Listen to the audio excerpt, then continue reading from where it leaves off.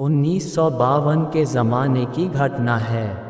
5 शिकारी मध्य प्रदेश के जंगलों में शिकार खेलने गए थे। उन्हें ठहरने के लिए जगह नहीं मिल रही थी। डाक बंगला खाली नहीं था। केयरटेकर ने बताया कि जंगल के अंदर एक पुराना डाक बंगला है जो खंडहर जैसा हो चुका है। पानी की व्यवस्था भी है, अगर चाहें तो उसे साफ सुथरा कर ठहर सकते हैं। उनके पास कोई विकल्प नहीं था। अंधेरा हो रहा था, इसलिए वे पुराने डाक बंगला में पहुंचे। एक कमरे को साफ सुथरा किया और जमीन पर ही बिस्तर बिछा लिया। अपनी बंदूकें और राइफलें दीवार में टिका दिन और ताश खेलने बैठ गए। देर रात को साथ लाए भोजन को खाकर सो गए। उनमें से एक को नींद नहीं आ रही थी। उसने सिगरेट जलाए और उसके कश लेने लगा। तभी उसने देखा कि अचानक खिड़की से एक हाथ बढ़ता हुआ उसकी गर्दन की ओर आ रहा है। वह चौंक उठा और जोरों से चिल्लाया। अन्य लोग उठ गए, हाथ गायब हो गया। उसने सबको घटना की जानकारी दी तो उन्होंने कहा कि यह तुम्हारा भ्रम होगा या सपना देखा होगा। खिड़की से इतनी दूर हाथ कैसे पहुंचेगा? नई जगह में कभी कभी ऐसा लगता है। सो जाओ, कहीं कुछ नहीं है। उसने लाख विश्वास दिलाने की कोशिश की कि यह सच है, लेकिन किसी ने विश्वास नहीं किया। सारे लोग फिर सो गए। उसने भी सोने की कोशिश की, लेकिन नींद नहीं आई। सुबह उठकर सभी लोग नाश्ता पानी कर शिकार की तलाश में निकल गए। उस दिन सिर्फ कुछ वन मुर्गियां मिली, जिन्हें शाम को पकाकर उन लोगों ने खाया।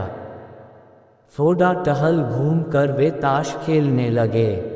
तभी पायल की आवाज़ आई, जैसे कोई दौड़ता हुआ जा रहा हो। इतनी रात में कौन औरत जंगल में दौड़ रही है? उनके मन में सवाल उठा। खिड़की पर जाकर देखा तो कुछ दिखाई नहीं पड़ा। वे खाना खाकर चुपचाप सो गए। जे.एन. सिंह को उस रात भी नींद नहीं आ रही थी। वे उस हाथ के बारे में ही सोच रहे थे। तभी झपकी लगी। आँख खुली तो देखा कि खिड़की से एक हाथ उनकी गर्दन तक पहुंच चुका है। खिड़की पर एक लड़की खड़ी हंस रही है। वे चिल्लाए। सभी लोग उठ गए। उन्होंने पूरी बात बताई और कहा कि चिल्लाता नहीं तो मेरी गर्दन दबा देती। सभी लोग खिड़की के पास गए तो जंगल की ओर एक लड़की जाती हुई दिखाई पड़ी। उसके पायल की आवाज़ आ रही थी। सभी लोगों को विश्वास हो गया कि कुछ न कुछ चक्कर है। उसी की बात करते हुए वे सो गए। अगले दिन वे लोग नाश्ता पानी कर शिकार पर निकले। रास्ते में कुछ आदिवासी मिले। उन्होंने पूछा कि आप लोग किधर जा रहे हैं? उन्होंने बताया कि शेर का शिकार करने आए थे। वह मिल नहीं रहा है तो अब हिरन मार कर चले जाएंगे। आदिवासियों ने पूछा कि ठहरे कहाँ हैं?